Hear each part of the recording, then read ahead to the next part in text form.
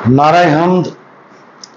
तेरा कलाम मेरे कदमों के लिए चिराग और मेरी राह के लिए रोशनी है। आज हम मुकद्दस मत्ती की अंजील उसका 5वां बाब और उसकी आयात 41 और 42 पर ध्यान और ज्ञान करेंगे। और आज हम रहम की एक नई गहराई इसके बारे में सुनेंगे। अगर कोई तुझे एक कोस बेगार में ले जाए, उसके साथ 2 कोस चला जा। जो कोई तुझसे कुछ मांगे उसे दे, और जो तुझसे कर्जा चाहे उससे मुंह ना मोड़। जैसा कि इस्राएल का ईमान मसीह के आने से पहले सदियों में तैयार हुआ, उनके लिए इखलाकियात में तरक्की के मुख्तलिफ मराहिल थे। पुराने अहदनामे में अखलाकी कवानीन के क़याम से पहले खानदानों में यह बात आम थी कि अगर कोई उनके खानदान को नुकसान पहुंचाता था तो वो बदले में उससे सख्त इंतकाम लेते थे। इसकी वजह से तशद्दुद और झगड़े जारी रहते थे। लेकिन पेशरफ्त उस वक्त हुई जब इंतकामी कार्रवाई का कानून कायम किया गया, जिसमें कहा गया था अगर कोई इंसान अपने हमसाया को दाग लगाए तो जैसा उसने किया वैसा ही उसके साथ किया जाए। तोड़ के बदले तोड़, आंख के बदले आंख, दांत के बदले दांत। जो दाग उसने इंसान को लगाया वही उसे लगाया जाए। यह इंसाफ की एक नई शक्ल थी जिसने इंतकाम को उस जुर्म से ज्यादा सख्त होने से मना किया जिसके खिलाफ इंतकाम लिया गया था। उस वक्त उससे खानदानों के अंदर जारी झगड़ों को खत्म करने में मदद मिली। यह इंतकामी कार्रवाई का वो कानून है जिसके मुतालिक खुदावंद यीशु मसीह आज की अंजील मुकद्दस में बात करते हैं।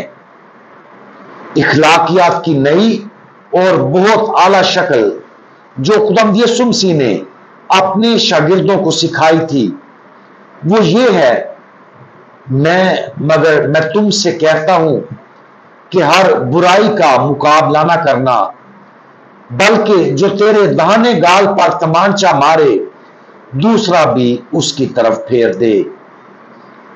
अगरचे गुनाह के लिए सख्त इंसाफ इत्मीनान का तकाजा करता है, लेकिन खुदावंद यीशु मसीह की नई तालीम ये हम सच्ची तौबा करते और सबसे पहले उसकी रहमत हमारे गुनाहों की मुआफी के लिए हम पर नाज़िल हुई।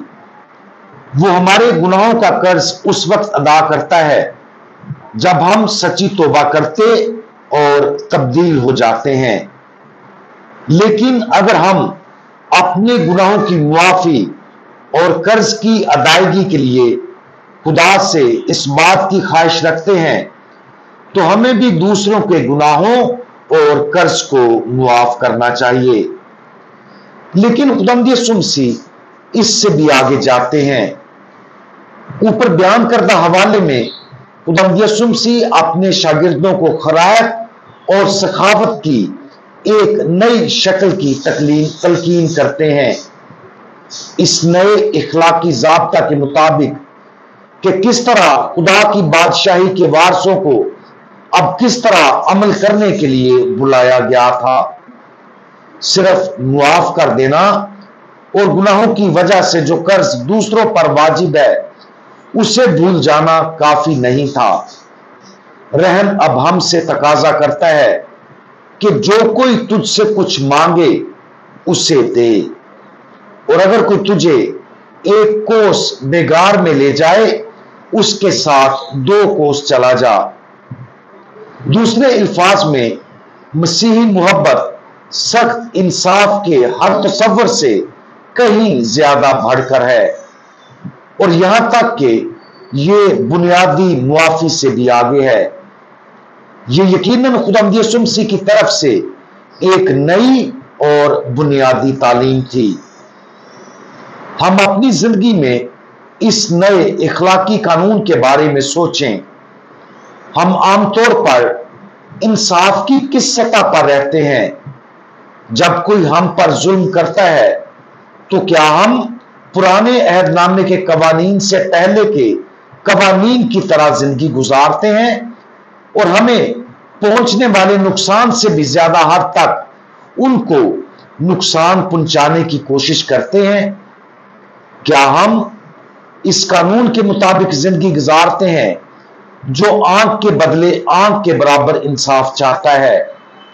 کیا ہم اس قرض کی ادائیگی کے طور پر معافی اور رحم کی پیشکش کرتے ہیں جو اس نے ہمارے خلاف کیا ہے؟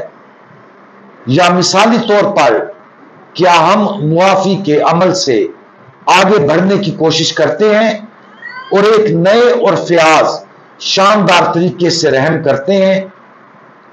محبت کے اس آخری درجے کو حاصل کرنا اور جینا مشکل ہے، لیکن یہ وہ طریقہ ہے جو ہمارا خداوند ہمارے ساتھ کرتا ہے، اور یہی وہ طریقہ ہے جس سے ہمیں دوسروں کے ساتھ سلوک کرنے کے لیے بلایا جاتا ہے۔ آج کسی بھی ایسی تکلیف پر غور کریں جس کے ساتھ ہم فی الحال جد و جہد کر رہے ہیں، اور غور کریں کہ ہم اس تکلیف سے کس طرح نمٹ رہے ہیں۔ جیسا کہ ہم خداوند کی طرف سے دی گئی محبت اور رحم کے اس نئے قانون کو سمجھنے کی کوشش کرتے ہیں، اس سے دعا مانگیں کہ ہمیں وہ فضل عطا کرے جس کی ہمیں اشد ضرورت ہے، اور ہم دوسروں کے ساتھ بھی اسی رحم اور محبت سے پیش آئیں جس طرح خداوند ہمارے ساتھ پیش آتا ہے۔ ہم دعا مانگیں۔ ہمارے رحیم خداوند، آپ نے ہم پر اپنی رحمت کی فراوانی کی ہے۔